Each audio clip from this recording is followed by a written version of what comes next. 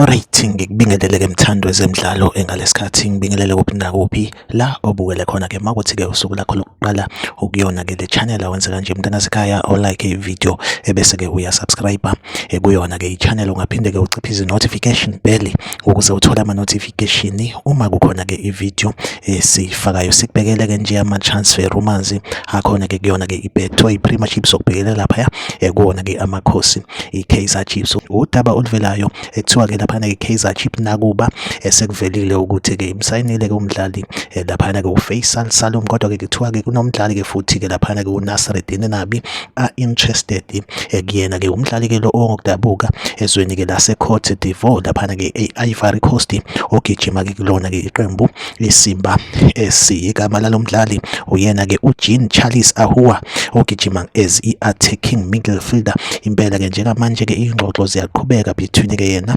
ne-Kaizer Chiefs. Singakulindela ukuthi-ke i-Kaizer Chiefs imsayine-ke laphana-ke uCharles Ahoua noma ngithi-ke Jean-Charles Ahoua ongokudabuka ezweni lase-Ivory Coast. Impela-ke laphana-ke uNasreddine Nabi ungomunye-ke wabadlali-ke impela-ke akhulumisana nabo from laphana-ke iqembu leSimba SC. Yona update engiyiphethe-ke njengamanje, like i-video usubscribe kuyona-ke i-channel. Mina nawe asihlangabezane kwi-video elandelayo, nisale kahle.